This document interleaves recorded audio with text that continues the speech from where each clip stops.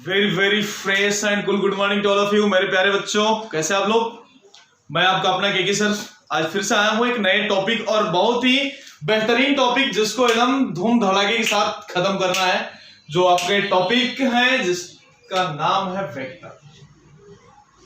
Vector, अब ये vector का यूज, जैसा कि आपको बहुत कुछ जानते होंगे वेक्टर के बारे में, क्योंकि आपने फिजिक्स के पहले चैप्टर में पढ़ा था वेक्टर, याद करें, और मैं मैथ्स में इसको लास्ट चैप्टर पढ़ा रहा हूं, बराबर है। आपको थोड़ा सा याद होगा वेक्टर का यूज आपने एक हद तक अच्छे लेवल तक इसके यूज किए होंगे फिजिक्स में। तो आपको सबसे पहले मैं बताऊं कि वेक्टर क्या होता है और कहां से आया। तो सबसे पहले आपके दिमाग में एक बात जरूर आ रहा होगा फिजिकल क्वांटिटी की। तो सबसे पहले फिजिकल क्वांटिटी क्या होता है और कितने टाइप के फिजिकल क्वांटिटी होते हैं। तो जैसा कि आप सभी जानते हो कि वेक्टर आया कहां से, तो फिजिकल क्वांटिटी से आया। तो मैं सबसे पहले फिजिकल क्वांटिटी की बात कर रहा हूं। तो फिजिकल क्वांटिटी को जनरली दो पार्ट में इसको डिवाइड किया जाता है। Number one is the scalar and second one is the vector. Second one is the vector, और यहीं से वेक्टर स्टार्ट भी हुआ है। जनरली स्केलर की बात करूं तो स्केलर का मतलब क्या हुआ, मैग्नीट्यूड होगा बट डायरेक्शन नहीं होंगे, बराबर है। मैग्नीट्यूड होगा बट डायरेक्शन नहीं होंगे। तो लगे तो लिख देना having magnitude but no direction. यहां पे मैग्नीट्यूड एंड डायरेक्शन दोनों होगा। मैग्नीट्यूड एंड डायरेक्शन बोथ, जिसमें मैग्नीट्यूड और डायरेक्शन दोनों हुआ वो क्या होगा, वेक्टर होगा। जिसमें ओनली मैग्नीट्यूड होंगे वो क्या हो जाएंगे, स्केलर हो जाएंगे। जैसा यदि एग्जांपल की भी बात करूं तो एग्जांपल में आपको ऐसा लग रहा होगा कि यदि मैं बात करूं मास का, बात करूं मास हो जाए, वॉल्यूम हो जाए, बराबर है। और भी यदि आप चाहते हो स्पीड की बात कर रहे हो, स्पीड मान लेता हूं, डेंसिटी की बात कर रहे हो, डेंसिटी की बात कर रहा हूं, ये सारे क्या हो जाएंगे, स्केल हो जाएंगे। जैसा यदि आपसे कोई बोला 5 केजी, तो क्या, अब बताइए मुझे 5 केजी का मतलब क्या हुआ। कोई डायरेक्शन है क्या कि ये डायरेक्शन में आपको 5 केजी देने हैं, कोई डायरेक्शन नहीं। जैसा यदि आपको बता दिया जाए स्पीड 20 किलोमीटर के हिसाब से, 20 किलोमीटर स्पीड बोला गया, यानी 20 किलोमीटर पर आवर के रेशियो से, मतलब वो गाड़ी आगे बढ़ रही है, बराबर है। किधर बढ़ रही है, कोई डायरेक्शन थोड़े ना दिया उसमें, बराबर है। यानी यहां पे ओनली क्या दिया हुआ है, आपको ध्यान रखिए, ओनली मैग्नीट्यूड दिया हुआ है। और जिसमें मैग्नीट्यूड और डायरेक्शन दोनों दिया रहा, इस तरह के फिजिकल क्वांटिटी को हम बोलते हैं वेक्टर। जैसे कि मैं एग्जांपल में आपको यहां पे दे रहा हूं, एग्जांपल आप लगे तो इस तरह से आप लिखते जाइए। एग्जांपल लिख लेना, फोर्स। कभी भी फोर्स यदि रहेगा तो आपको वहां पे लिखा रहेगा कि आपको किस डायरेक्शन में फोर्स लगाने हैं, उसके डायरेक्शन आपको मेंशन होंगे। ऐसा नहीं कि फोर्स आप कहीं भी यूज कर रहे हो, बराबर है। फोर्स हो गया। नेक्स्ट आप लिख देना वेलोसिटी, लिख देना वेलोसिटी, लिख देना डिस्प्लेसमेंट, लिख देना। ये सारे एग्जांपल किसके लिए हो गए, वेक्टर के हो गए। और यदि मैं सिंपल साफ सुथरे शब्दों में यदि बताऊं, और मैंने यदि आपको बोल दिया 5 किलोमीटर जाना है, डायरेक्शन नहीं दिया, तो आप समझ जाइए कि जो मैंने बोला 5 किलोमीटर जाना है, तो कहां जाना है, सबसे पहले आप यही पूछोगे कहां जाना है। यानी कहां का मतलब है आप पूछ रहे हो कि डायरेक्शन किधर है, और जब मैं डायरेक्शन बताया तब वो वेक्टर हुआ। और जब मैं डायरेक्शन कुछ भी नहीं बोला, ओनली गिवन है 5 किलोमीटर, यानी तब वो क्या हो गया, स्केलर हो गया। बहुत सिंपल शब्दों में यदि मैं जानना चाहूंगा दोनों के बीच का डिफरेंस, तो मैं आपको इस सरल शब्दों में आपको बता दिया, जो बात आप 100% समझ गए होंगे। तो सबसे पहले अब मुझे बात करना है किस पे, वेक्टर पे बात करना है। आखिर वेक्टर को थोड़ा सा डिटेल में हमें जानना है कि क्या होता है वेक्टर। एग्जाम्पल के थ्रू तो हम समझ गए हैं वेक्टर में डायरेक्शन की रिक्वायरमेंट होता है, एग्जाम्पल के थ्रू तो हम सारी बातें समझ गए। अब मैं इसके रिप्रेजेंटेशन पे बात करूंगा। सबसे पहले क्या होता है रिप्रेजेंटेशन, और एक वेक्टर को कैसे रिप्रेजेंट करेंगे, एक बात आपको देखना है सबसे पहले। तो देखना, अभी एक हेडिंग देना, रिप्रेजेंटेशन ऑफ, हेडिंग देना representation of vector, give the heading.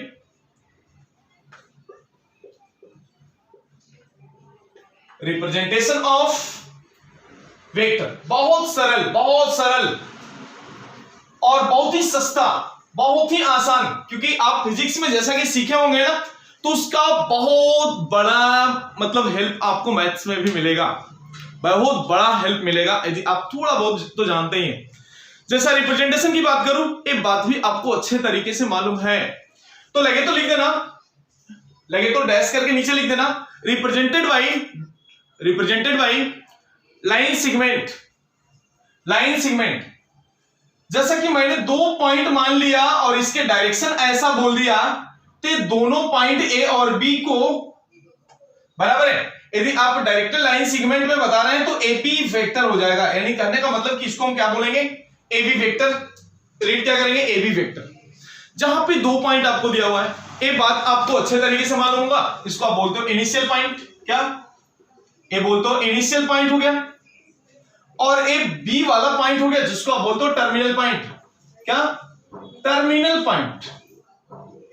यानी कहने का मतलब कहीं कहीं इसको हेड बोला जाएगा, कहीं कहीं इसको टेल बोला जाएगा। तो आपको हेड और टेल में भी ऐसा मत सोचना कि टॉसिंग करने वाला हेड और टेल, नहीं, हेड का मतलब स्टार्टिंग हो गया और टेल का मतलब ए हो गया, एंडिंग पॉइंट हो गया।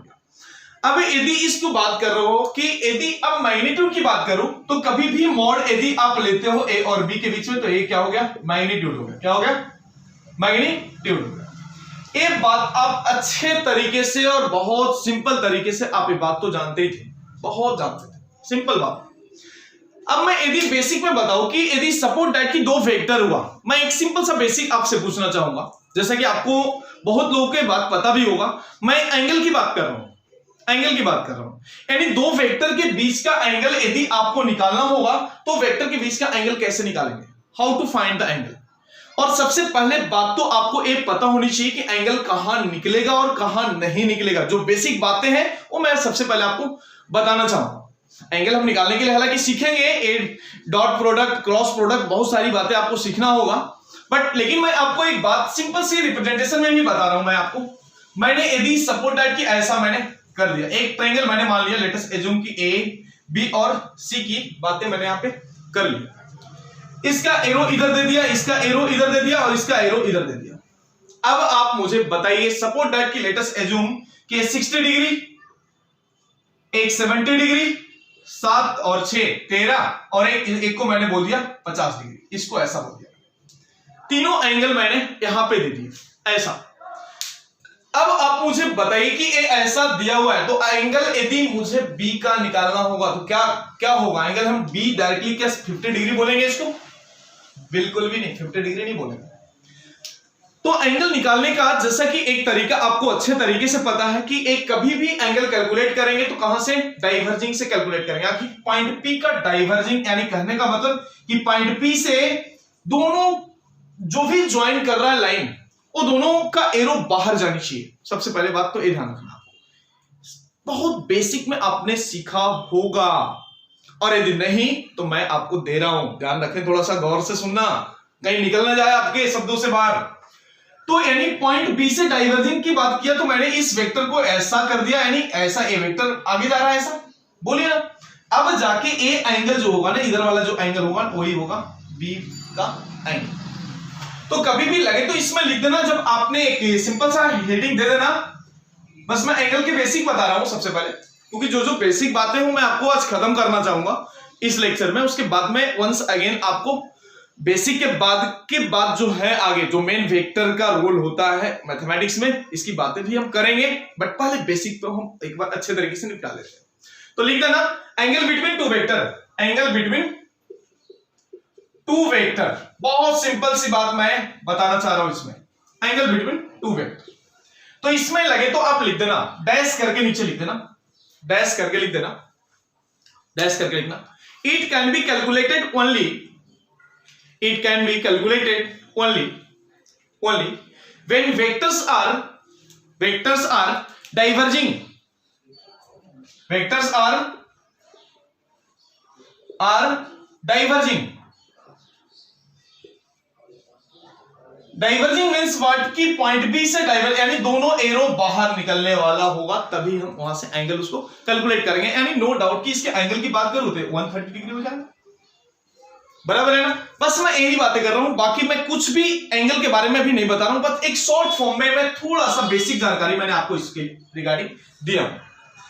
अब मैं बात करने जा रहा हूं आपको जिसका इंतजार आपको बहुत बरसों से था, टाइप्स ऑफ वेक्टर, जिसके बारे में आप फिजिक्स में बहुत कुछ सीखे होंगे, और नहीं तो आप देखें सबसे पहले, बट एक हेडिंग देना टाइप्स ऑफ वेक्टर, हेडिंग देना टाइप्स ऑफ वेक्टर। इससे बेटा डिफरेंट टाइप्स के बारे में हम जानकारी लेंगे वेक्टर के बारे में, और एक एक टाइप के डिटेल जानकारी लेकर के हमें आगे बढ़ना है, क्योंकि कहीं कहीं प्रश्न में आपको यूज हो जाएगा, प्रश्न में यूज हो जाएगा क्या, कहीं नल वेक्टर बोला जाएगा, कहीं यूनिट वेक्टर बोला जाएगा, कहीं आपको कोप्लेनर वेक्टर बोला जाएगा, कहीं कोलिनियर वेक्टर बोला जाएगा, कहीं हो सकता है कि like vector, unlike vector, free vector और लोकलाइज वेक्टर, इस तरह के भी कुछ दिए हुए रहेंगे। तो क्या होता है ये सब, इसको हम शॉर्ट वाइल तुरंत हम इसको कंप्लीट करना चाहेंगे। तो सबसे पहले give the heading types of vector, types of vector, types of vector.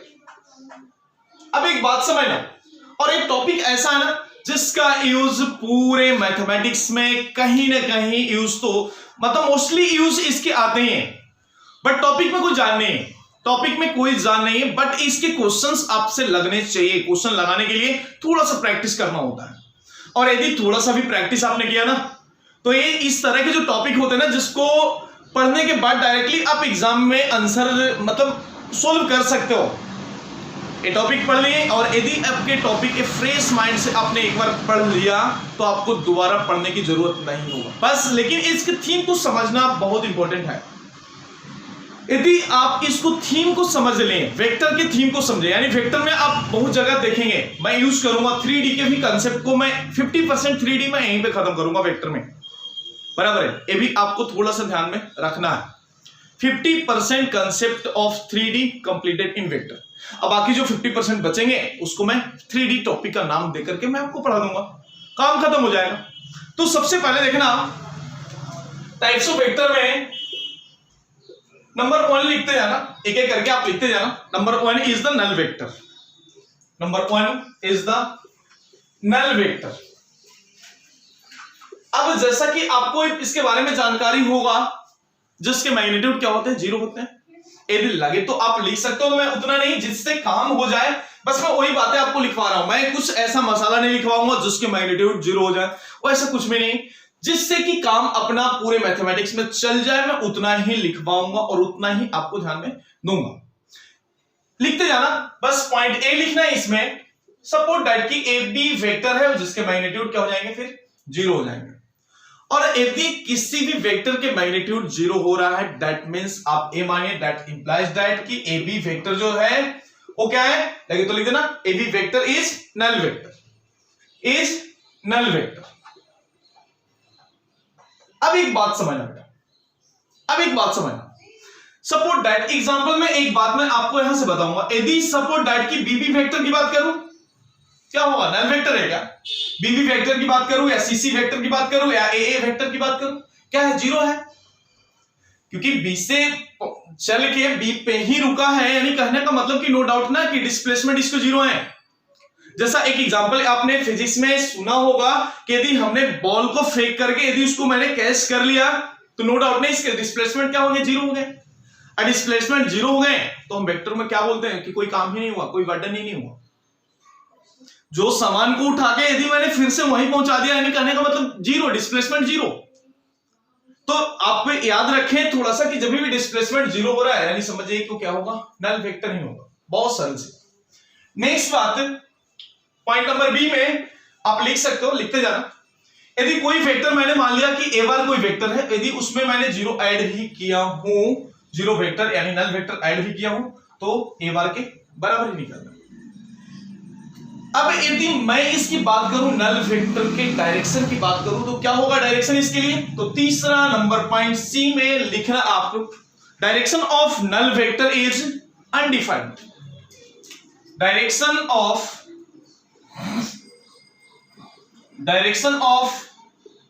null vector is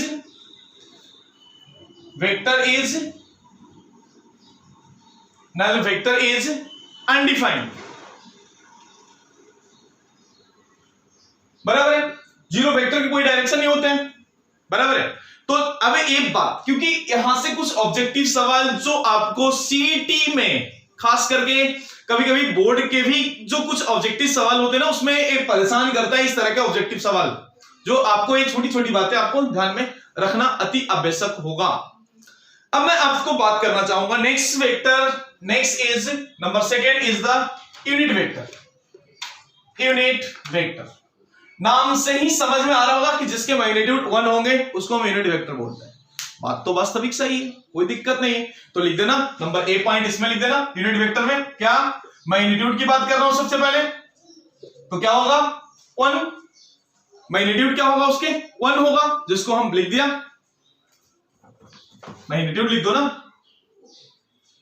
तो मैग्नीट्यूड क्या होगा 1 होना चाहिए, बहुत सरल सी बात। और क्या होगा यूनिट वेक्टर ऑफ ए को हम क्या लिख सकते हैं, लगे तो लिख देना unit vector of A is क्या लिख सकते हो, ए कैप लिख सकते हो, याद करो ए कैप की बात। यूनिट वेक्टर यदि आप लिखते हो तो क्या होगा ए कैप होता ना, और कभी भी यूनिट वेक्टर हमें जब निकालना होगा तो उस वेक्टर को यदि उसके मैग्नीट्यूड से डिवाइड करते हैं तो यूनिट वेक्टर उसके सामने निकल के आ जाता है। क्या बोला मैंने, बहुत सरल सी बात बोला मैंने। कभी भी आपको यूनिट वेक्टर निकालना होगा, बहुत सरल सी बात, तो उसके मैग्नीट्यूड से आप डिवाइड कर लीजिए। मैग्नीट्यूड का मतलब क्या, मॉड ऑफ दिस, यानी कि कहने का मतलब कि अंडर रूट ऑफ जो भी कोएफिशिएंट रहेंगे उसके स्क्वायर के सम कर लेना है।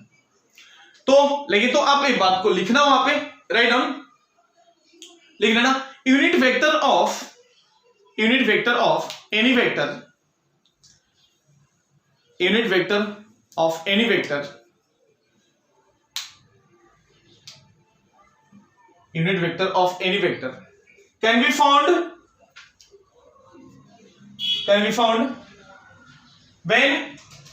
when it is divided by their magnitude, when it is divided by their magnitude। तो देखिए ए वेक्टर है, ए बार एक वेक्टर, इसका यूनिट वेक्टर हमें निकालना है। यानी कहने का मतलब कि यूनिट वेक्टर को आप कैप से डिनोट करते हो, याद करो ए के ऊपर मैंने कैप दे दिया, this is the unit vector of A, इसको हम रीड करते हैं। और जब एक कैप निकालना है दैट मींस कितना, ए बार तो वेक्टर है ही ऊपर में, नीचे में इसके मैग्नीट्यूड से मैंने डिवाइड कर दिया, यानी मॉडुलस ऑफ दिस कर लिया, this is the unit vector. और यदि आप वेक्टर ए के बारे में थोड़ा सा जानकारी लेते भी हो तो आप लिख सकते हो, क्या लिख सकते हो बोलना, A bar that equals to magnitude of this into कितना A cap, and this represent the magnitude and this represent the direction. वही तो वेक्टर का मेन कमाल है बेटा, वेक्टर का डेफिनेशन भी तो ये है ना कि जो मैग्नीट्यूड और डायरेक्शन दोनों दे उसको हम वेक्टर बोलते हैं। वही जो कि मैंने आपको यूनिट वेक्टर में दिखाया, मैंने बस सिंपल वे में आप मैग्नीट्यूड डायरेक्शन को आपने लिख लिया। तो अब यहां से एक बात और भी लगे तो अब एक डैश करके लिखना, इसमें एक जानकारी आपको लेना जरूरी होगा, एक डैश करके लिख देना, right. Any vector in X Y plane, any vector in xy plane, any vector in xy plane has its unit vector, cos theta into I cap दे देना plus sin theta into j cap। Component तोड़ते हो ना, याद करो physics की बातें, यानी x axis के अलोंग होगा आई कैप और वाई एक्सिस के अलोंग होगा जे कैप। तो cos theta into I cap plus sine theta into J cap, ये बात लिखना मत भूलना। Where theta is the angle of inclination, where theta is the angle of inclination, angle of inclination. अब इतना ही नहीं, एक डैश और भी देना है, यहां पे एक डैश और भी देना यूनिट वेक्टर के लिए, क्योंकि ये हमेशा आपको परेशान करता है यूनिट वेक्टर, ध्यान रखना। और कुछ ऑब्जेक्टिव सवाल भी यहां से बन जाते हैं, बहुत ही आसान तरीके से बन जाते हैं कुछ ऑब्जेक्टिव सवाल। जिसका जानकारी बेसिक में आपको पता होनी चाहिए, तो जानकारी मैं आपको डैश के अलोंग लिखा के दे रहा हूं, लिख देना। नेक्स्ट डैश देना। Number of unit vector, number of unit vector, number of unit vector perpendicular to any plane, number of unit vector perpendicular to any plane. कोई भी यूनिट वेक्टर की बात कर रहा हूं, कोई भी प्लेन की बात कर रहा हूं। प्लेन का मतलब कि कोई भी एक, आप लगे तो मान लो कि एक, इसको मैं यूज कर रहा हूं, मान लीजिए कि ये प्लेन है। क्या है? प्लेन है। बस एक सिंपल सी बात मैं आपको इसमें समझाना चाहूंगा। ए फाइन के माध्यम से आप थोड़ी सी बात अपने माइंड को एक कूल अवस्था में रख करके समझने की कोशिश करें, आप 100% ये बात समझ जाएंगे, 100% ये बात समझ में आएगा। मान लिया कि प्लेन है, कोई एक यूनिट वेक्टर की बात कर रहा हूं इस प्लेन के रिगार्डिंग, तो सबसे पहले कि कोई भी एक यूनिट वेक्टर, यानी कहने का मतलब कि आई यानी एक्स एक्सिस के रिस्पेक्ट में यदि मैं बात करूं, तो सबसे पहले क्या बता रहा था मैं, हाँ, विथ रिस्पेक्ट टू प्लेन ना, हाँ। तो सबसे पहले कोई भी यूनिट वेक्टर की बात कर रहा हूं, तो कितने परपेंडिकुलर बनेंगे, मतलब कितने, क्या लिखवाया था मैंने अभी आपको, number of unit vector perpendicular to any plane. Unit vector perpendicular to any plane की बात करूं तो कभी भी यूनिट वेक्टर यदि मैंने ऐसा लिख दिया, आई एक्सिस के अलावा भी लिख दिया, तो इसमें आप देखिए ना, 3 एक्सिस आपको दिख रहे हैं क्या? इसमें आपको ऐसा देखोगे तो दिखेगा ऐसा, एक एक्सिस इधर, एक इधर और एक इधर, 3 दिख रहा है ना। एक इधर का लाइन हो गया, एक इधर हो गया और एक इधर हो गया।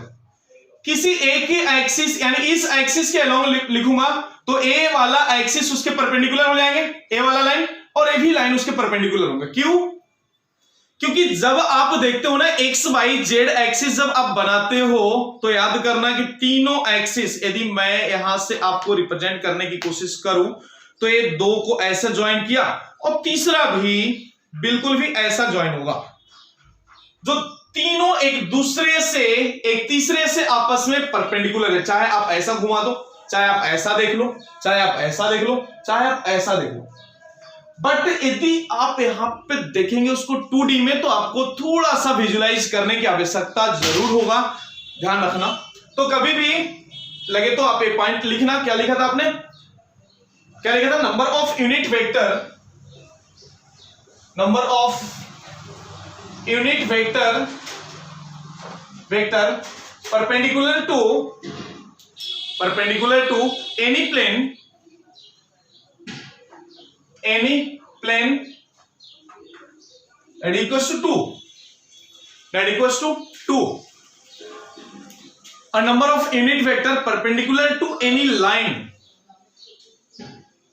नेक्स्ट लिखना, number of unit vector, important point है बेटा, परपेंडिकुलर टू एनी लाइन की बात कर रहा हूं। एक लाइन पे कितने परपेंडिकुलर बन सकते हैं यार? इनफाइनाइट हो सकते हैं, इनफाइनाइट। एक बात आप थोड़ा सा इसमें, एक बात को थोड़ा सा अपने कदमों में दबा लेना, याद रखना, बहुत ही बेहतरीन, बहुत ही बेहतरीन। अब नेक्स्ट तीसरे नंबर पॉइंट है वेक्टर के टाइप का, जिसका नाम है फ्री वेक्टर। क्या? Free vector and localise vector. Generally क्या होता है फ्री वेक्टर, क्या होता है लोकलाइज वेक्टर, इसके बारे में आपको जानना है, इसके बारे में आपको जानना है।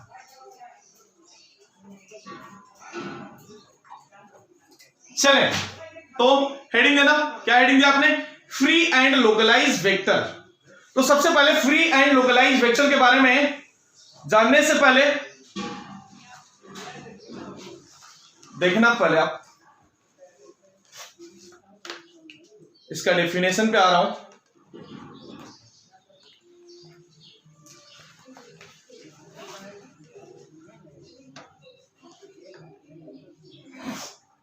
हाँ, तो क्या हेडिंग दिया अभी आपने?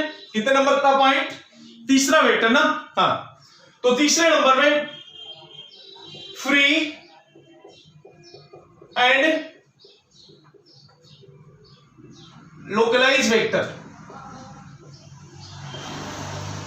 तो पहले आप लिख लीजिए, उसके बाद मैं इसको एक्सप्लेन करूंगा। पहले आप लिख लीजिए इसके क्या होता है free and localise vector.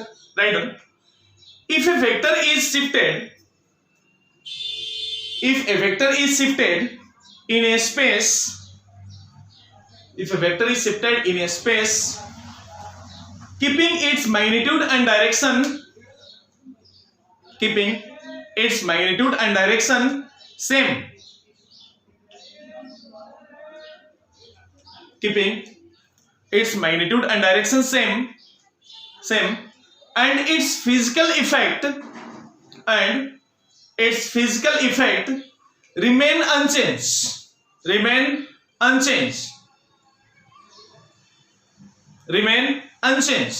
then it is free vector, otherwise localized vector, जैसा कि मैंने आपको किताबी ज्ञान जिसको बोलते हो ना, बराबर है, डेफिनेशन, वो मैंने आपको बता दिया। अभी मैं आपको एक सिंपल सा थीम बताना चाह रहा हूं, सिंपल सा एग्जांपल के थ्रू आपको बताना चाहता हूं कि आखिर फ्री वेक्टर होते क्या हैं और लोकलाइज वेक्टर क्या होते हैं। मैंने मान लिया कि कोई भी एक वेक्टर की बात कर रहा हूं, जैसा आपने देखा होगा triangle law of vector addition या parallelogram law of vector addition, याद रखें। तो कभी भी पैरेललोग्राम लॉ में हालांकि मैंने अभी बताया नहीं हूं, बताऊंगा, आपने फिजिक्स की बात थोड़ा सा यदि आपके दिल में होगा और यदि आपके ख्याल में आ रहा होगा, मैं आपको शेयर करना चाहूंगा। सपोज दैट कि ए वेक्टर को मैंने ए बार बोल दिया और ए वेक्टर को मैंने बी बार बोल दिया, बराबर है। तो ए वाला वेक्टर क्या होता है, ए बार प्लस बी बार हो जाता है, ऐसा याद करिए इसके डायगोनल वाला। तो जनरली कैसे निकालते हैं याद तो होगा, यदि आपको तो अच्छी बात हो, नहीं होगा तो थोड़ा सा समझ लीजिए। याद तो 100% है कि आपको होगा ही, क्योंकि आप फिजिक्स की ज्ञान अच्छे तरीके से लिए हो वेक्टर में, बराबर है। वेक्टर का नाम सुनते ही सबसे पहले फिजिक्स की बातें याद आती है, ध्यान रखना बच्चों। तो मैं आपको एक बात बता दूं कि बी वेक्टर को यहां से उठा के सेम डायरेक्शन और सेम मैग्नीट्यूड से यहां शिफ्ट करते हैं, ऐसा याद करें, याद होगा आपको, ध्यान रखें, ऐसा without changing the physical effect of this, यानी उसके मैग्नीट्यूड और डायरेक्शन को सेम रखते हुए एक वेक्टर को दूसरे जगह यदि हम प्लेस करते हैं, बराबर है, without changing the physical effect, तब वो फ्री वेक्टर कहलाएगा, अदरवाइज क्या हो जाएगा, अदरवाइज क्या होगा, लोकलाइज। तो सबसे पहले यदि मैंने बी वेक्टर को उठा के बी वेक्टर को यहां पे यदि मैंने शिफ्ट कर दिया तो क्या हो गया, फ्री वेक्टर। और जनरली अपने को खास करके मैथ्स की बात करूं ना, तो मैथ्स में आपको एक बात ध्यान रखना कि फ्री वेक्टर के बारे में ही आपको ज्यादा पढ़ना होगा। क्या, फ्री वेक्टर के बारे में आपको ज्यादा से ज्यादा पढ़ना होगा। तो सबसे पहले इस बात जरूर ध्यान रखें, लगे तो आप लिख देना कि आपको पढ़ना क्या है, फ्री वेक्टर के बारे में ज्यादा पढ़ना है। तो फिर लोकलाइज वेक्टर की बात कर रहा हूं। लोकलाइज वेक्टर में देखना, सपोज मैंने एक व्हीकल बना दिया, यहां पे देखना, एक एग्जांपल के थ्रू मैं आपको बता रहा हूं। दो व्हीकल है, मैं एक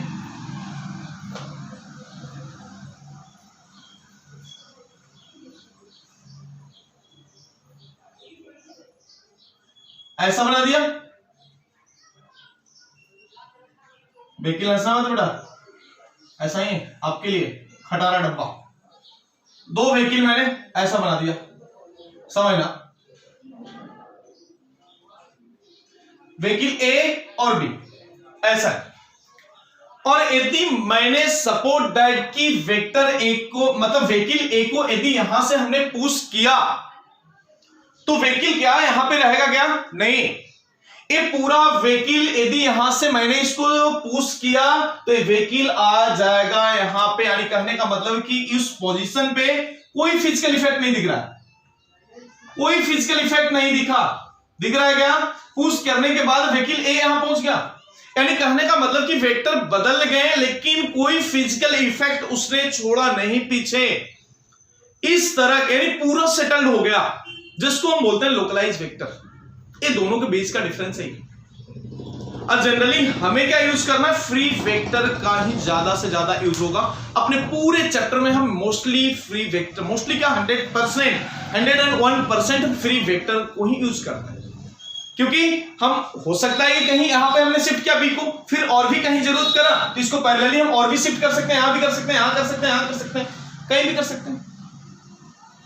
बट यहां पे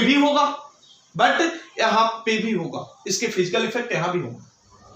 तो चले, ये मैंने आपको इस एग्जांपल के थ्रू मैंने आपको बता दिया, और मैं आशा करता हूं कि आप एक बात से इसके डेफिनेशन सही तरीके से समझ पाए भी होंगे। Now we move to next type की बात यदि मैं करूं आपसे वेक्टर में, तो बेटा कितने टाइप हो गए? 3 टाइप के बारे में तो आप जान ही चुके हो। 3 टाइप ऑफ वेक्टर के बारे में तो आप जान ही चुके हो। Next one is the equal vector, fourth one is the equal vector. अब एक बात समझना, इक्वल वेक्टर क्या होता है? यानी कहने का मतलब कि जिसके मैग्नीट्यूड सेम हो जाए, डायरेक्शन सेम हो जाए, यानी इस तरह के वेक्टर को हम क्या बोलेंगे? इक्वल वेक्टर बोलेंगे ना। तो लगे तो आप लिख देना मैग्नीट्यूड एंड डायरेक्शन दोनों क्या होना चाहिए? सेम होना चाहिए। यानी कहने का मतलब कि it represent the same physical effect या same physical quantity, same physical quantity. थोड़ा बेटा फास्ट लिखना। अब मैं बात कर रहा हूं बहुत ही इंपॉर्टेंट आपके सामने, बहुत ही इंपॉर्टेंट 5वें नंबर पॉइंट आप देना, जो अब यहां से खेल चालू होगा वेक्टर का, जिसको आप बोलते हो ना कोलिनियर वेक्टर। क्या बोलते हो? Collinear vector. तो हेडिंग देना कोलिनियर वेक्टर। अब यहां से वेक्टर के खेल चालू होते हैं।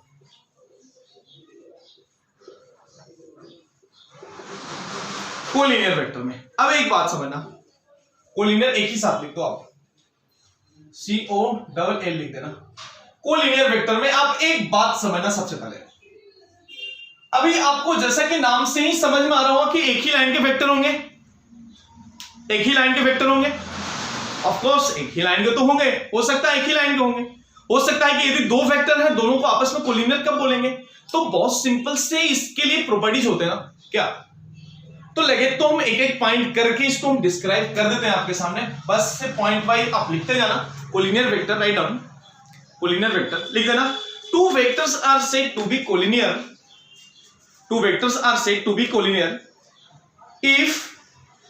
if their directed line segment are parallel to each other, their directed line segments are parallel to each other। यानी कहने का मतलब कि डायरेक्टेड लाइन सेगमेंट का मतलब ये पैरेलल है एक दूसरे का, पैरेलल है ना। वेक्टर ए बोल दिया और वेक्टर बी बोल दिया, ऐसा दोनों एक दूसरे का वेक्टर क्या है? पैरेलल है, तो उसको हम क्या बोलेंगे? कोलिनियर बोलेंगे। नीचे लिखना they are also known as parallel vector, they are, next point में लिखना they are also known as parallel vector, also known as parallel vector. Next लिखना if their direction is same, if their direction is same, they are like vector। if क्या लिखा आपने? if their direction is same, they are like vector, otherwise unlike vector।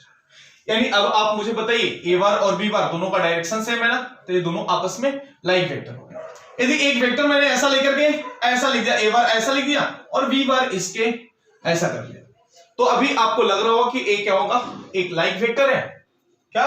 Like vector, और ये हो जाएगा आपको like vector. खास करके इसमें तो कोई डाउट ही नहीं होते हैं, वेक्टर के डाउट थोड़े ना लाइक और अनलाइक में आते हैं, कहीं कोई डाउट ही नहीं होता इसमें, बस समझना ही तो है यार। और यदि आप इसके बेसिक समझ गए तो फिर आप तीर चलाना सीख जाओगे वेक्टर वाले। तो चले, हो गया। हाँ, तो नेक्स्ट पॉइंट इसमें लिखना जो बहुत ही इंपॉर्टेंट होगा, खास करके हम मैथमेटिक्स में ज्यादातर इसको यूज करते हैं, ये वाला पॉइंट आप वहां पे मेंशन करना, लिख देना A bar and B bar, A bar and B bar are collinear, A bar and B bar are collinear, collinear if लिख देना if a bar is parallel to b bar, parallel का symbol है, a bar is parallel to b bar, यानी कहने का मतलब कि no doubt collinear के लिए तो लिख ही रहे हो, यानी कहने का मतलब कि A bar that equals to lambda times of B bar, कहीं कहीं ऐसा भी लिखा रहता है, ए बार और में करके लिख देना, A bar that equals to lambda times of B bar. यानी कभी भी दो वेक्टर आपस में यदि कोलिनियर दिया हुआ रहेगा तब जाके एक बात समझना, यानी पैरेलल भी रहेगा, तब आपको ए वाला कंडीशन आपको हमेशा की तरह आपको परेशान करेगा और एक कंडीशन ही आपको यूज करना है। लेकिन यहाँ पे तो दो बातें निकलती है, यहां से लैम्डा का दो वैल्यू निकल जाता है। क्या निकलता है? एक में लैम्डा इज ग्रेटर देन 0 होगा और एक में लैम्डा लेस देन 0 होगा, यानी कहने का मतलब निगेटिव होगा। यानी लैम्डा जब पॉजिटिव हुआ ना तब आप समझ जाइए कि कहने का मतलब को लाइक वेक्टर है। लैम्डा ग्रेटर देन 0 का मतलब क्या होगा? वो तो लाइक वेक्टर हो जाएगा ना। ए क्या हो जाएगा? लाइक वेक्टर हो जाएगा और ए क्या हो जाएगा? अनलाइक वेक्टर हो जाएगा। बहुत बेसिक सी बात है, बराबर। ये डिपेंड करेगा लैम्डा का वैल्यू पे। अब मैं मूव करूंगा आगे के कंसेप्ट पे मूव कर रहा हूं। नेक्स्ट लिखेगा पोजीशन वेक्टर, हेडिंग दीजिएगा पोजीशन वेक्टर। अब यहां पे बहुत सारी बातें आपको वेक्टर के अकॉर्डिंग आना है और सीखना है पोजीशन वेक्टर क्या होता है, क्या होगा पोजीशन वेक्टर। नाम तो सुना जैसा लग रहा है, जैसा यदि मैं position vector of A B बोल दूं ना तो बहुत लोगों के दिमाग में एक डिफ्लेक्शन आ रहा होगा आंसर बताने के लिए। बट क्या होता है, इसको आप अच्छे तरीके से जानिए और पहचानिए। यहीं से तो वेक्टर के खेल चालू होते हैं, वेक्टर के मेन खेल तो यहीं से चालू होता है, बराबर। तो आप पे हेडिंग देना, बिल्कुल भी पीछे ना रहना। Next number 6 point is the 6 type है ना, हाँ जी, पोजीशन वेक्टर। पोजीशन वेक्टर, अब एक बात समझना, पोजीशन वेक्टर का मतलब क्या। सपोज एक बात आप ध्यान रखें, मैंने एक वेक्टर लिख दिया ए बी, वेक्टर के डायग्राम भी बना लिया मैंने। लेट अस एज्यूम कि ए बी एक वेक्टर है, ए और बी इस तरह से वेक्टर, और इस वेक्टर को हमें देखना है इसके ओरिजिन के रिस्पेक्ट में देखना है। यानी कहने का मतलब कि इसके ओरिजिन, यानी इस पॉइंट से यहां पे ऐसा मैंने खींच दिया और यहां से एक ओरिजिन से मैंने यहां से इसको ऐसा खींच दिया, दोनों पॉइंट ऐसा, बराबर है। ऐसा मैंने लिख दिया, ए बी वेक्टर है, ऐसा मैंने मान लिया। तो पोजीशन वेक्टर जब लिखना होगा तो ओरिजिन के रिस्पेक्ट में यदि ओरिजिन के एंगल इधर से देख करके पोजीशन वेक्टर को पहचानूं तो क्या लिखना होगा? ओ यानी कितना बोलिए ना, बी बार माइनस ए, ए मान लिया कि ए बार है और ए मान लो कि क्या है, बी बार है, ऐसा। तब जाके, और इसके डायरेक्शन को भी लगे तो आप लिख रहे हो ना, तो इसके डायरेक्शन को भी मैंने यहां पे इंडिकेट कर लिया, ऐसा दे दिया मैंने। अब यदि आप लिखते भी हो ओबी वेक्टर यानी ए बी वेक्टर लिखते हो ना, तो क्या लिखते हो? जनरली आपके दिमाग में आ रहा होगा कि बी बार माइनस कितना, ए बार कर दू, बी बार माइनस ए बार कर दू। याद करें आप, ट्रायंगल लॉ आपको अच्छे तरीके से वेक्टर में आपने पढ़ा है, मैं भी पढ़ा नहीं हूं, आगे पढ़ाऊंगा, लेकिन आप जानते हो, तो जब ट्रायंगल लॉ की बात कर रहा हूं, यदि मैं सपोर्ट दैट ट्रायंगल लॉ में था क्या, आप थोड़ा सा उस थीम को याद करें, उस पल को याद करें। ट्रायंगल लॉ में आप करते क्या थे? दो वेक्टर, यानी कहने का मतलब कि एक के यहां से यहां का एडिशन और इसके एडिशन करने के बराबर ए आ जाता था। याद करें ट्रायंगल लॉ में, याद करें, थोड़ी सी बात आप याद करें triangle law of vector addition की, बराबर है। मैं आऊंगा उस पे नो डाउट, लेकिन आप जो जानते हो उस कंसेप्ट को मैं आपसे याद करवा रहा हूं। यदि आपको पता है नो डाउट, इस टाइम तो कोई बोलेगा भी नहीं कि हमें नहीं पता है sir.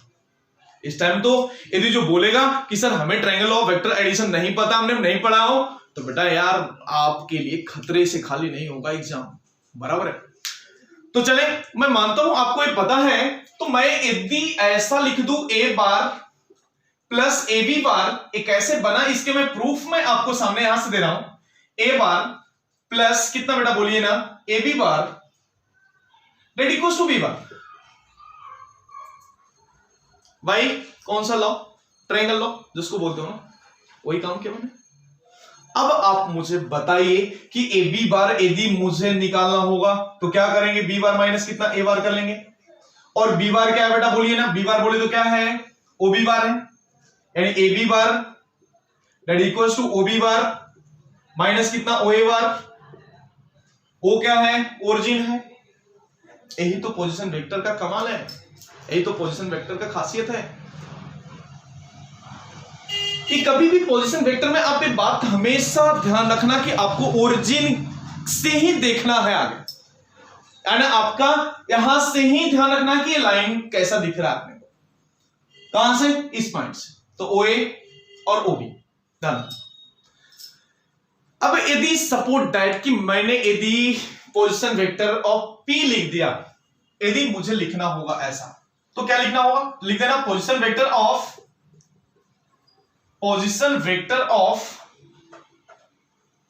P, position vector of P यदि आपको देना होगा तो क्या लिखेंगे? इज ओपी बार। क्या लिखेंगे? ओपी बार लिख देंगे।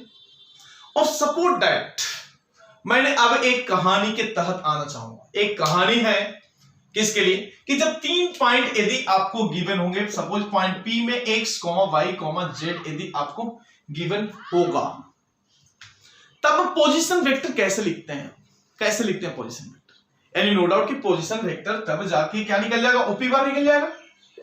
और यदि आप इसको लिखते भी हो तो xi plus yj plus z के ये सारे यूनिट वेक्टर हैं, आई जे के सारे यूनिट वेक्टर हैं। यानी एक है एक्स एक्सिस के अलोंग जिसको आई बोलते हैं, वाई एक्सिस के अलोंग जिसको जे बोलते हैं, और जेड एक्सिस के अलोंग जिसको हम के बोलते हैं, यूनिट वेक्टर। अब एक बात समझिए, अब एक बात को समझिए कि आखिर ऐसा कैसे बना है पोजीशन वेक्टर, हम इसको कैसे निकाल रहे हैं। लेट अस एज्यूम कि मैंने एक एग्जांपल मैंने दे दिया और इस पॉइंट को मैंने 1, 2, 3 मैंने लिख दिया। आखिर हम कैसे इसको रिप्रेजेंट करेंगे? एक टेक्निक और एक थीम को आपको अच्छे तरीके से लेना है। यदि ये टेक्निक और थीम आप समझ पाए तो वेक्टर आपके लिए बाएं हाथ का खेल होगा, नहीं तो बेटा दाहिने से भी आप मुश्किल में पड़ जाओगे। ध्यान रखना, इसलिए अपना आप 100% एक लंबी गहरी सांस खींच के अपना 100% देना। यहां पे 100% देने की सख्त जरूरत है आपको। ध्यान रखना, आएगा आपको 101% आएगा, ये मेरा गारंटी है। लेकिन आप बिल्कुल भी होश और हवास में देखना, समझना सबसे पहले कि मैंने 1, 2, 3 लिख दिया। दैट मीन्स व्हाट कि एक एक्स एक्सिस रिप्रेजेंट कर रहा है, एक वाई एक्सिस, और एक क्या रिप्रेजेंट कर रहा है? जेड एक्सिस रिप्रेजेंट कर रहा है। तो सबसे पहले मैं यहां से एक एक्सिस बना रहा हूं, एक्स एक्सिस बना दिया, एक मैंने बना दिया यहां पे ऐसा वाई एक्सिस बना दिया, और एक और भी बना रहा हूं आपके सामने, जेड एक्सिस भी बना रहा हूं, जो कि मैंने आपको ऐसा बना दिया मैंने, देखना। और तीनों अभी यहां पे 2D में देख रहे हो ना आप ऐसा, बट तीनों देखोगे हमेशा एक दूसरे पे परपेंडिकुलर ही होते हैं। जैसा अभी मैंने बताया ना, ऐसा ऐसा, और एक बीच से ऐसा जाएगा, बीच से ऐसा रहेगा, बराबर है? क्लियर? 2 वेक्टर ऐसा और एक बीच से ऐसा, तीनों को ज्वाइन कर लिया मैंने। यार पकड़ में आ जाओ, आप खुद से ट्राई करना घर पे, बराबर है? ए वेक्टर हो गए, दिख रहे हैं ना ऐसे चारों तरफ से, जैसे देख लो सभी परपेंडिकुलर है, इधर से भी परपेंडिकुलर है, ऐसा भी देख लो, चाहे ऐसा भी देख लो, कैसा भी देख लो, सब परपेंडिकुलर है। हाँ तो बेटा मैं कहां था? मैं तो वही था, आप भी वहीं पे हो, तो चले आगे बढ़ रहा हूं। सपोज दैट कि मैंने इसको बोल दिया एक्स एक्सिस, एक को बोल दिया मैंने एक्स एक्सिस, दूसरा हो गया आपको वाई एक्सिस,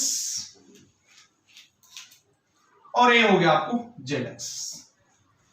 यानी कहने का मतलब 1, 2, 3 का मतलब क्या होगा, यानी पोजीशन कहां पे जाएगा और कैसे हम पोजीशन को डिफाइन करते हैं, ये बात अब थोड़ा सा ध्यान रखना, थोड़ा सा ध्यान रखना, ध्यान रखना।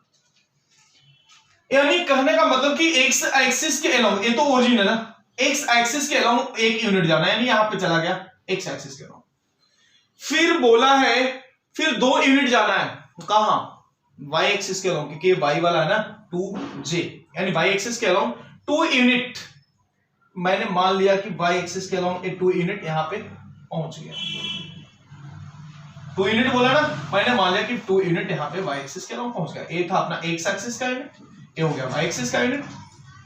अब उसके बाद बोला है 3 यूनिट जाना है जेड एक्सिस के अलोंग, 3k, यानी जेड एक्सिस के डायरेक्शन में 3 यूनिट ऊपर की तरफ जा रहा हूं। यानी कहने का मतलब कि मैंने मान लिया कि ये पॉइंट ऐसा है, ये पॉइंट ऐसा है और ये 3 यूनिट इस एक्सिस के अलाउंग पहुंचा है। ये पहले 1 हो गया, फिर 2 हो गया और फिर ये 3 हो गया, ऊपर में जाके 3 हो गया, जेड हो गया। और यही पॉइंट जो है, यही पॉइंट है 1, 2, 3, 1, 2, 3। इस एक्सिस पे ध्यान रखिए, इस एक्सिस पे ध्यान रखिए। अब यदि आप इस एक्सिस को ध्यान में रखते हुए काम कर रहे हैं तो कैसा बनेगा, आप याद करें। एक इस एक्सिस से ऐसा एक कहने का मतलब कि एक प्लेन बनेगा ना, यहां से पॉइंट पी जो दिख गया आपको 1 को, यानी कहने का मतलब कि अभी तो मैंने आपको एक पॉइंट बताया हूं कि कैसे लोकेट करते हैं, कैसे लोकेट करते हैं, जो कि मैंने अभी आपको इसमें बताया है। अब यदि यहां से O से P की बात करूं, यदि मुझे O से P की बात करूं, क्योंकि P करना क्या है अपने को देखना, करना आपको पोजीशन वेक्टर निकालना है, यानी कहने का मतलब कि O से निकालना होगा, यानी ए वाला पॉइंट होगा पोजीशन वेक्टर का। यार थोड़ा सा OP बराबर है ना, OP पोजीशन वेक्टर है ना, इसके यदि आप ऐसा बना लेते हो और ऐसा इधर से भी बना लेते हो तो कैसा बनेगा जी,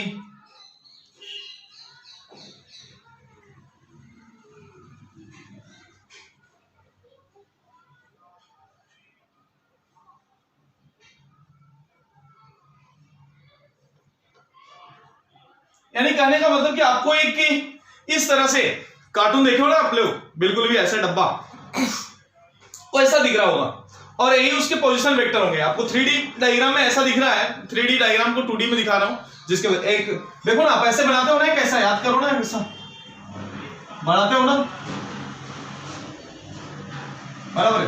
ये हो गया आपको कौन सा एक्सिस, एक्स हो गया, नेक्स्ट हो गया आपको, ये हो गया आपको जेड हो गया, जेड हो गया, और ये हो गया आपको वाई एक्सिस, और ये पॉइंट पी हो गया, ए पॉइंट पी हो गया, जिसको लिख रहे हो ना आप एक्स वाई जेड, ऐसा ए पॉइंट पी हो गया, ये हो गया आपको ओरिजिन, ऐसा। वो ये डायग्राम जो मैंने 1, 2, 3 दिखाया है ना, ये point P X, Y, Z.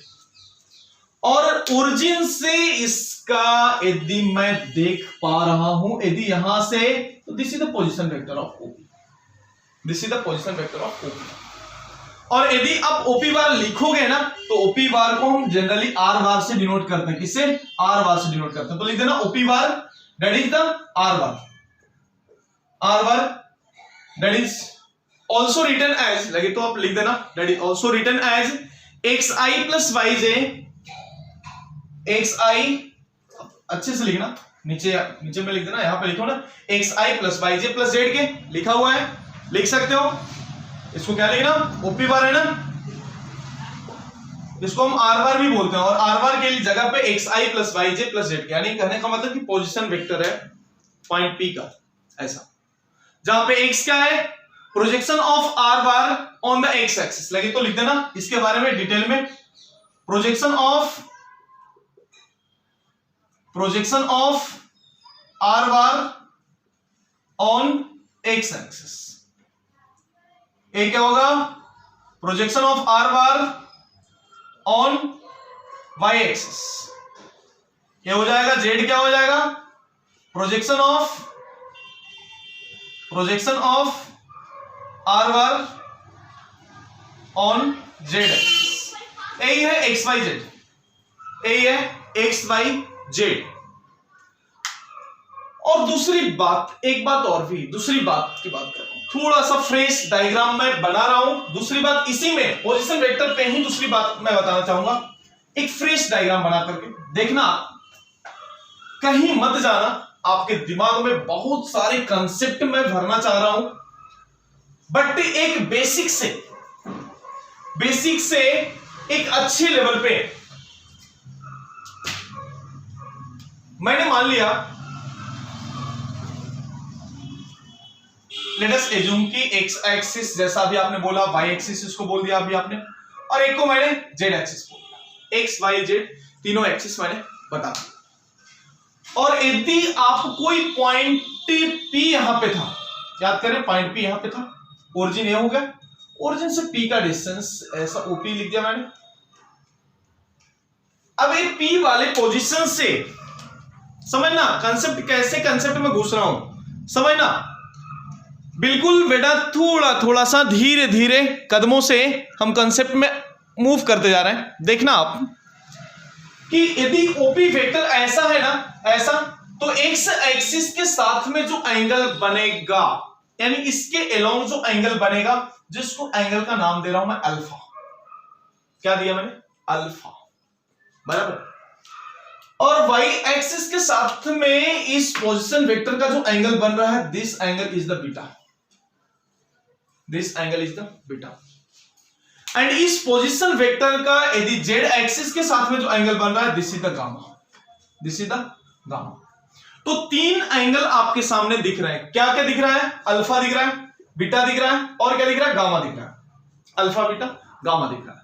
और ये तीनों एंगल को हम बोलते क्या है? डायरेक्शन एंगल बोलते हैं। क्या? Direction angle. क्या बोलते हैं? डायरेक्शन एंगल बोलते हैं। ध्यान रखना, डायरेक्शन एंगल होता है। और क्या होता है डायरेक्शन एंगल? जब जान चुके हो आप, तो डायरेक्शन कोसाइन वगैरह भी मैं सारी बातें मैं आपको आगे एक्सप्लेन करूंगा। उससे पहले कि थोड़ा सा अल्फा, बीटा, गामा के बारे में मैंने बता दिया कि डायरेक्शन एंगल बोलते हैं किसको है, ये बात आप जान गए। अब यदि लेंथ पूछा आपसे या मैग्नीट्यूड ऑफ ओपी बार पूछा, तो क्या लिखोगे? कैसे लिखोगे? मैग्नीट्यूड कैसे लिखोगे? तो मैग्नीट्यूड जब लिखना होगा ओपी बार का, तो यहीं पे हम लिख रहे थे ना, हाँ, तो इसी में कर दीजिए ना। ओपी बार का मैग्नीट्यूड यदि आप लिख रहे हो, तो अंडर रूट ऑफ क्या देना होगा? X square plus Y square plus Z square. याद करें, मैग्नीट्यूड भी जब लिख रहे हैं ना, तो ये ऐसा नहीं है 0,0,0, यहां पे एक ओरिजिन कितना 0,0,0, जहां एक्स भी 0, वाई भी 0, जेड भी 0, उसी को तो हम बोलते हैं ओरिजिन। अब आपको ध्यान में आया होगा कि ओ से लेकर के पी का डिस्टेंस फॉर्मूला यूज किया गया है, डिस्टेंस फॉर्मूला यूज किया गया है। वही डिस्टेंस फॉर्मूला मान लो या कोई भी मान लो ना, यानी ओपी बार हम इस तरह से लिखते हैं। अब एक बहुत सुंदर सा कंसेप्ट जिसका जिक्र मैंने डायरेक्शन एंगल के साथ करने जा रहा हूं। जब डायरेक्शन एंगल आपको पता लग ही गया, तो डायरेक्शन कोसाइन भी थोड़ा सा मैं इसमें बता देता हूं। हालांकि थोड़ा सा सब्जेक्ट में ही है, लेकिन थोड़ा सा आगे की बातें मैं आपको इसी के दौरान मैं आपको बता देना चाहूंगा, क्योंकि इसी से लिंक वो डायरेक्टली हो जाएगा और आप समझ भी पाओगे अच्छे तरीके से। और generally direction cosine, direction ratio, ये सारी बातें आप सीखेंगे कहां? आपको 3D में भी मिलेगा। तो 3D में भी कुछ अलग नहीं है। जो कंसेप्ट मैं आपको यहां बता रहा हूं, वही कंसेप्ट आपको वहां पे भी यूज करने हैं, क्योंकि मैंने आपको बताया था कि वेक्टर से ही 3D पे हम आधा कंसेप्ट सीख लेंगे। आपको अलग से कुछ करने की ज्यादा जरूरत नहीं पड़ेगा। कुछ अलग रहेगा तो मैं आपको एक्स्ट्रा टॉपिक का नाम लिखा करके 3D का दे दूंगा। That's it, that's enough. तो देर किस बात की, अब मैं स्टार्ट कर रहा हूं। कौन सा? Direction ratio. तो हेडिंग देना और बहुत ही अच्छे तरीके से समझने की कोशिश करना, direction ratio and direction cosine, जो कि मैं आपको इस लेक्चर में ही आपको मैं यहां तक फिनिश कर देना चाहूंगा, क्योंकि नो डाउट कि इसके बाद हमें पढ़ाना था triangle law of vector addition, जो आपको पता है ट्रायंगल लॉ और पैरेललोग्राम लॉ, बराबर है। तो जो आपको पता होगा, पता तो है ही नो डाउट, लेकिन तो भी मैं आपको बताऊंगा, डोंट वरी फॉर दिस, बराबर है, क्योंकि बहुत ही आसान है बेटा, बहुत ही आसान है। बस आपको बहुत सारी बातें इसमें याद रखने होंगे, इसीलिए थोड़ा सा बच्चों के लिए डिफिकल्ट होता है। क्यों? क्योंकि बहुत कुछ दिमाग में अपना को इन करना होता है वेक्टर में, इसीलिए टॉपिक को मैं लास्ट में पढ़ाता हूं, ताकि आपको ज्यादा से ज्यादा ध्यान में रहे। नहीं तो फिर से क्या, रिवाइज कराते कराते करते करते तुम खुद भी थक जाओगे और अपने आप को अलग फील करोगे कि यार क्या हो रहा है जीवन में, क्या है। इसीलिए मैं कुछ टॉपिक को लास्ट में छोड़ता हूं, जो आप बिल्कुल लास्ट मोमेंट पे पढ़ गए और सीधे आप झंडे गाड़ सकते हो, ध्यान रखना। इसलिए मैं टॉपिक को लास्ट में खींचता हूं, इस तरह के टॉपिक को जिसमें हमें ज्यादा बातें याद करने हों, क्योंकि ज्यादा दिन तक याद रखना एक ही बात को थोड़ा सा मुश्किल होता ना। इसलिए हम एग्जाम के समय पे ये बातें को हम बताते हैं। और मैंने क्लास में भी, जैसा कि मैंने आपको जिक्र किया था, तो अभी के हेडिंग में आप दीजिए स्वच्छ एंड सुंदर heading, direction cosine. Direction cosine, बेटा थोड़ा सा बहुत बहुत बहुत इंपॉर्टेंट करना, मैंने 3 स्टार दिए हैं, आपको समझ में आ रहा होगा, 3 स्टार यानी कुछ तो है। तो सबसे पहले डायरेक्शन कोसाइन का मतलब क्या हुआ, ये ध्यान देना जरूरी है। तो मैं पुनः वही डायग्राम में बनाना चाहूंगा जो अभी आपने ऑब्जर्व किया, एक्स एक्सिस, वाई एक्सिस और एक जेड एक्सिस, ये है अपना ओरिजिन ओ। मैंने एक पॉइंट P, कोई पॉइंट ले लिया जिसका पोजीशन वेक्टर P मैंने यहां पे लिख दिया, और एक पॉइंट जैसा आप जानते ही हो ना x, y, z है। कैसे पोजीशन वेक्टर को हम इंडिकेट किए थे, ये बात भी मैंने आपको बताया था। हालांकि मुझे और भी बहुत सारी बातें इससे बताना है, इसके ऑक्टेंट के बारे में हमें बताना है। ऑक्टेंट का मतलब क्या होगा, जैसा कि मैं आपको बता रहा हूं, 3 वेक्टर इस तरह से होंगे, ऐसा होंगे, तो देखना 3 दिख रहे हैं ऐसा, एक मेरे पास 4 मार्कर, 3 ऐसा हो गया और एक ऐसा हो गया, बराबर है। कितने डब्बे दिख रहे हैं, इधर से भी देखो तो दो घर बन जाएंगे, कहीं भी देखो ना तो चारों तरफ से 2-2 घर बनते जाएंगे, यानी टोटल 8 ऑक्टेंट हो जाएंगे, यानी 8 घर बनेगा, ध्यान रखना, बराबर है। और ये 8 घर के बारे में हमें जानना, जिसको हम ऑक्टेंट बोलते हैं। क्या बोलते हैं? ऑक्टेंट बोलते हैं। सिंपल ना, अपने आप को ऑब्जर्व करना घर पे अपने साथ कि 3 वेक्टर हैं, तीनों वेक्टर इस तरह से हैं, एक दूसरे से सब लोग परपेंडिकुलर हैं, ऐसा मैंने बना दिया। अब आप ऑब्जर्व कर पा रहे होंगे कि टोटल वेक्टर, टोटल कितने घर बन रहे हैं, देखिए ना, एक इधर तो एक उधर, एक इधर एक इधर, फिर इधर से, यानी चारों तरफ से 2-2 घर बन रहे हैं, यानी ऑक्टेंट हो जाते हैं। मैं बस एक ऑक्टेंट की बात कर रहा हूं इसके लिए, बराबर, एक ऑक्टेंट की बात कर रहा हूं। इवन मैं आऊंगा वहां पे, नो डाउट, लेकिन पहले मैं इस कंसेप्ट को let us complete this concept first. तो सबसे पहले ओपी वेक्टर, जो पोजीशन वेक्टर जिसको हम बोलते हैं, इसको मैंने ऐसा लिख दिया। अब जैसा आप अच्छे तरीके से जानते हो कि ए एंगल एक्स एक्सिस के साथ में है, जिसको हम क्या बोलते हैं? अल्फा बोलते हैं। लेकिन बेटा एक बात यहां पे कंसेप्ट आएगा, प्रोजेक्शन का कंसेप्ट आएगा, बराबर है। Projection of this on the X axis की बात कर रहा हूं, यानी जब यहां पे इस पॉइंट P का projection on the X axis लेंगे, इस पॉइंट का P का projection on the Y axis भी लेंगे, और इस पॉइंट P के projection on the Z axis भी लेंगे। तो मैं कुछ बातें यहां पे एक मैं लिख रहा हूं, बाकी को सिमिलरली लिखूंगा, तो समझिएगा इस पॉइंट P का प्रोजेक्शन यदि मैं एक्स एक्सिस के अकॉर्डिंग लूं, तो हो सके कि प्रोजेक्शन आप ऐसा, या तो मैं इसको ऐसा ही दिखा देता हूं, परपेंडिकुलर ही होंगे ना, ऐसा है ना, और इस एक्सिस पे प्रोजेक्शन यदि आप ले रहे हो, यानी इधर से देख रहे हो, यानी कहने का मतलब कि इस पे परपेंडिकुलर होगा एक्सिस पे, जो आपको अभी 2D में नहीं ऑब्जर्व कर पा रहे होंगे, जिसके वजह से हो सकता है कि मैंने लाइन भी इस तरह से बना देता हूं ताकि आप देख पाए, ये प्रोजेक्शन मैंने यहां पे बना दिया ऐसा। यानी कहने का मतलब कि ए तो एक्स है और ए वाला आपको mod of R bar OP mod of R बार। अब इसकी बात, यदि मुझे यहां पे कौन सा एंगल लो, आखिर डायरेक्शन कोसाइन नाम क्यों दिया, क्योंकि अब मुझे लग रहा है कि जो भी हमें निकालना होगा एक कॉस का फॉर्मूला यूज करके, कॉस थीटा, यानी आपको पता ना कि बेस अपॉन हाइपोटेनस, इसको यूज करके ही काम होने वाला है। तो मैं यदि यहां से कॉस अल्फा यदि निकाल दूं, एक क्या निकाल रहा हूं मैं? प्रोजेक्शन की बातें कर रहा हूं। क्या? प्रोजेक्शन की बातें कर रहा हूं, प्रोजेक्शन कैलकुलेट कर रहा हूं। देखना, तो यदि मैंने यहां से कॉस अल्फा की बातें किया, तो cos alpha that can be written as, क्या बेटा बोलिएगा? X upon mod of R bar, ऐसे। यानी यहां से आप लिख सकते हो क्या? X is equal to mod of R bar into कितना? Cos alpha. सिमिलरली y यदि आप लिखोगे ऑन द y एक्सिस, तो mod of R bar into कितना? कॉस बीटा हो जाएगा, क्योंकि बीटा एंगल अभी आपने देखा विथ रिस्पेक्ट टू क्या था? y axis. अभी आपने देखा ना, alpha beta gamma direction angle. और z की बात करूं तो once again mod of R bar into कितना? कॉस कितना? गामा। तो मैंने ऐसा कर ही दिया, ऐसा कर दिया ऐसा। अब आप जानते हो ना ओपी, यानी कहने का मतलब कि R bar that equals to X I plus Y J plus कितना? Z K. अभी आप एक बात जानते हो, कहां से जानते हो? पोजीशन वेक्टर अभी जस्ट आपने थोड़ी देर पहले ही आपने पढ़ा है। तो अब एक बात आप मुझे बताइए, देखिए सबसे पहले वही एक्स वाई जेड के वैल्यू जो आप प्रोजेक्शन के तहत आपने फाइंड किया, प्रोजेक्शन के कंसेप्ट भी इसी में आ जाएगा, आपको अलग से कोई फॉर्मूला वगैरह याद रखने की जरूरत नहीं है, बस क्वेश्चन लगाएंगे अपन, नो डाउट। मैं एक्स वाई जेड के वैल्यू को मैं इसमें सब्स्टिट्यूट करना चाहूंगा। आखिर सब्स्टिट्यूट के बाद क्या आएंगे?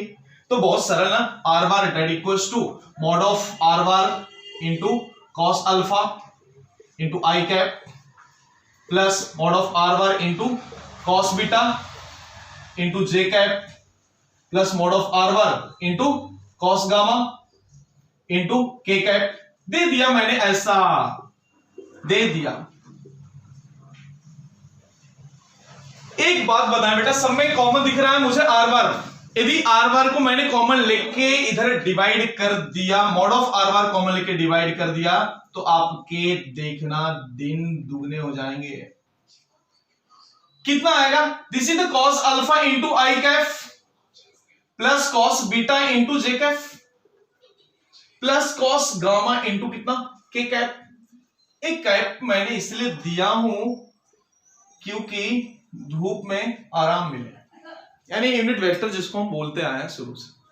अब एक बात देखना, ऑब्जर्व करें, अभी मैंने कुछ पल पहले ही पढ़ा था कि यूनिट वेक्टर क्या होता है। यूनिट वेक्टर का मतलब क्या? जब किसी वेक्टर को उसके मैग्नीट्यूड से डिवाइड कर दिया जाए तो यूनिट वेक्टर हो जाएगा। यानी आप यहां पे this can be written as R cap. R cap यदि लिख दिया मैंने, यानी cos alpha into I cap plus cos beta into J cap.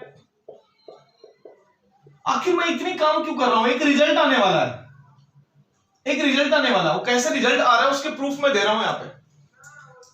अब taking magnitude on both side, जब मैग्नीट्यूड बोथ साइड ले रहा हूं तो टेकिंग क्या? मैग्नीट्यूड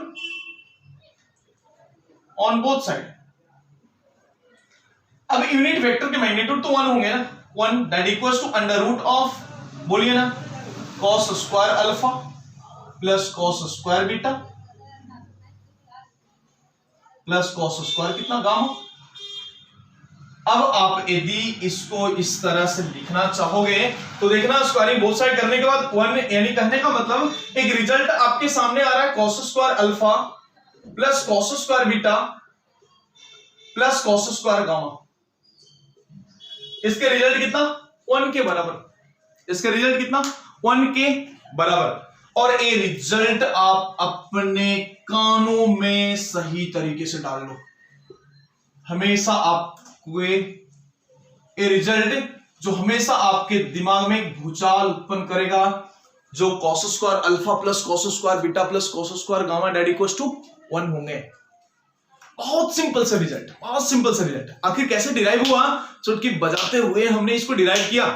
लेकिन आपको जो याद रखना होगा एग्जाम पॉइंट ऑफ व्यू से, उसकी बातें के लिए मैं इसको स्टार्ट किया हूं। ये बात ही आपको ध्यान रखना है, ये बात ही आपको ध्यान रखना। अब यदि इतना पता लग ही गया आपको, तो कॉस अल्फा को हम लोग बोलते हैं बी नो डैट, ऐसा लिख देना, L is equal to cos alpha, m is equal to cos beta and n is equal to cos gamma. मानते हैं, हालांकि एल एम एन में ही इसको हम लिख के रखते हैं, कहीं कहीं एल एम एन ही बोला जाता है। तो एल इज इक्वल टू, ध्यान रखना, एल यदि कोई पूछा है आपसे यानी कॉस अल्फा है, एम बोला तो कॉस बीटा है और एन की जगह कॉस गामा है।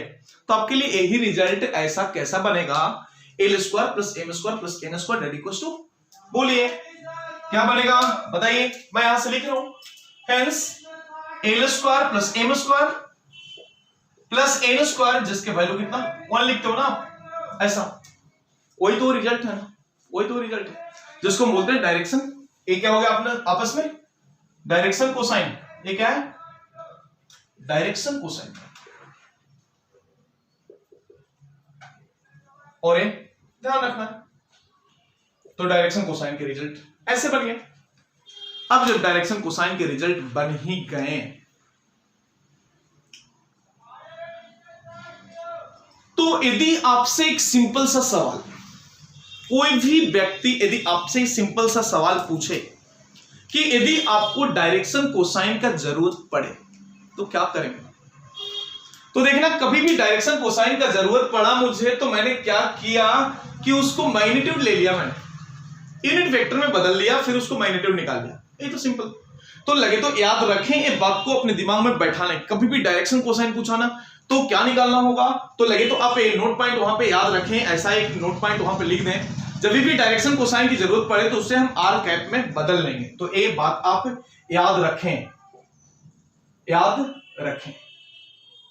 क्या क्या याद रखना है, जब भी लगे तो लिख लेना, आप अपने शब्दों में लिखना, अपने शब्दों में लिखना, जब भी डायरेक्शन कोसाइन का जरूरत पड़े तो हम उसको आर कैप में बदल लेंगे। सबसे पहले क्या करेंगे, आर कैप में बदल लेंगे। यही है आपको डायरेक्शन कोसाइन। अब जब डायरेक्शन कोसाइन पढ़ ही लिए तो देर किस बात का यार, थोड़ा सा एक कदम आगे हमारा डायरेक्शन रेशियो है, जो एक बहुत बड़ा कंसेप्ट आपके सामने से गुजरते जा रहा है।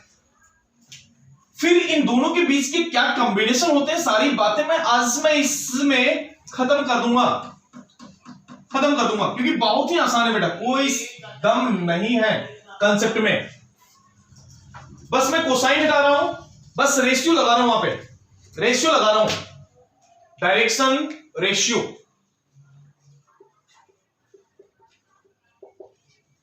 क्या होता है direction ratios, what do we mean by direction ratios, क्या, तो फिर वही बात फिर से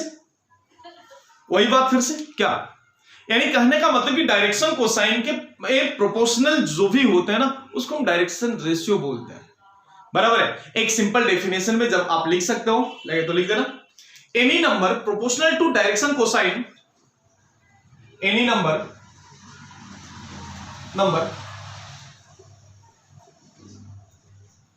proportional to direction cosine is direction ratios. अभी आपके सामने एल एम एन तीन आपने देखा डायरेक्शन कोसाइन, तो मैं यदि उसको लिखूंगा तो ऐसा लिख रहा हूं, एल अपॉन ए कर लिया, that equals to M upon B कर लिया, that equals to N upon C कर लिया, सभी एक दूसरे का प्रोपोर्शनल मैंने लिख दिया। तो यदि मैं यहां पे कुछ बातें इस तरह से करूं तो देखना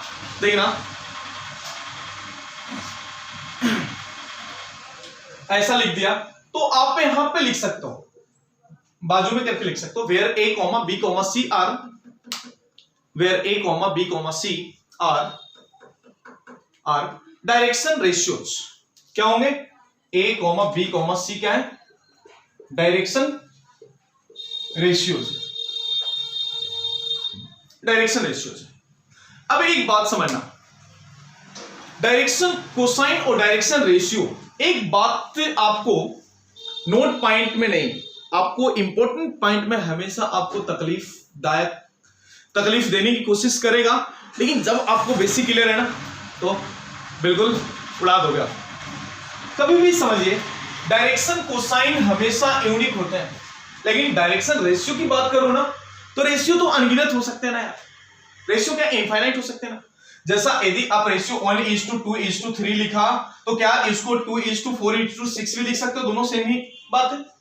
आप यदि बोलो 3:6:9 लिख रहा हूं, इस तरह के कितने सारे रेशियो होंगे, इनफाइनाइट होते हैं। तो एक बात आप लिखना, बट डायरेक्शन कोसाइन की बात करो 1:2:3 लिख दिया, LMN ऐसा लिख दिया, तो क्या है, सही है, मान लेते हैं अपन ऐसा होता है, लेकिन एक हमें तो पता नहीं कि LMN तीनों कॉस वाले ही फंडे हैं, और कॉस का मैक्सिमम औकात ही तो 1 तक होता है, तो जिसके वजह से तो कभी लाई नहीं करेगा, होगा नहीं, क्योंकि -1 से 1 ही होते हैं ना कॉस की बात। लेकिन कभी भी ध्यान रखना, डायरेक्शन कोसाइन लगे तो अब यहां पे एक बात लिखना आप डैश देके, here direction cosine are unique but direction ratios are infinite. Direction ratios are infinite. लिखना हो गया। अब एक पॉइंट और, जब रेशियो की बात मैं कर रहा हूं, तो सिंपल वे में आप फ्रॉम रेशियो कंसेप्ट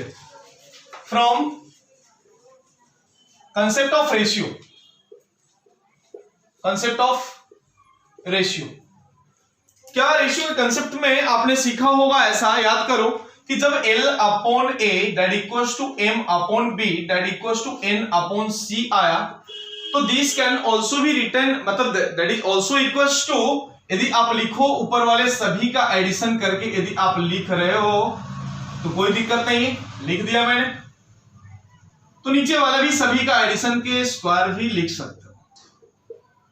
ये हम बचपन में खेलते थे रेशियो एंड प्रोपोर्शन से, जो कि मैंने एक बात आपको रेशियो एंड प्रोपोर्शन के बेसिक यानी 7th 8th में ये बातें आपने सीखा होगा, जो कि मैंने आप पे लिख दी। और यू नो वेरी वेल कि L square plus M square plus N square के वैल्यू कितने होंगे, इसके वैल्यू की बात करूं, इसके वैल्यू यानी 1 हो जाएंगे, क्या होंगे 1 हो जाएंगे, जानते हो ना। और यदि 1 हो ही जाएंगे तो L upon A that equals to M upon B that equals to N upon C that can be written as 1 upon under root of A square plus B square plus C square, where L that equals to A upon under root of कितना बन जाएगा, A square plus B square C square. ऐसा M की बात कर रहा हूं तो भी बन जाएगा B upon under root of A square plus B square plus C square. M की बात कर रहा हूं ABC upon under root of कितना, A square plus B square plus C square बन जाएगा ऐसा। यानी कहने का मतलब कि यही तो रिलेशन था किसके बीच में, डायरेक्शन रेशियो और डायरेक्शन कोसाइन के बीच में, यही तो रेशियो है। ये तो मैंने लिख दिया, मैंने आपको ये बातें तो मैंने आपको बता दिया, LMN की बातें। तो कभी भी एक बात समझना, ये बातें तो आपको ये जान गए रिलेशन बिटवीन किसका है, इसको आप ऐसा देना, स्टार देना, relation between direction cosine and ratio, ये मैंने आपको इसमें बातें मैंने आपको बता दी। अब यदि मैं बात करूं कुछ इसके जनरल पॉइंट की बातें करूं तो एक डैश करके लिख देना, if R1 that is xi plus yj plus zk, यदि आपको ऐसा दिया रहेगा, कैप है ऐसा, यूनिट वेक्टर है तो कैप देना, xi plus yj plus z के इस तरह से दिए रहेंगे, तो डायरेक्शन रेशियोज क्या होंगे, direction ratios of R1 is x, y, z, x, y, z, ये हो जाएंगे इसके direction ratio of R1।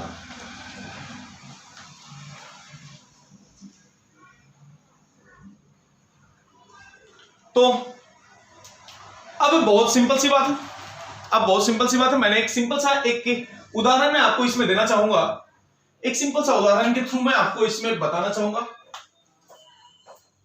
Relation तो मैंने आपको इसमें प्रूफ करके दे दिया कि कैसे होते हैं रिलेशन, किसके डायरेक्शन रेशियो और किसका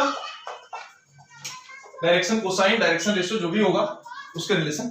तो एक एग्जांपल लिखना आप, red one, projection of a bar, एक एग्जांपल लेना, projection of a bar on axis are 2, 1, 2, on axis का मतलब XYZ ना, एक्सिस आर 2, 1, 2, ये प्रोजेक्शन दिए हुए। Then find the angle made by a bar with Z axis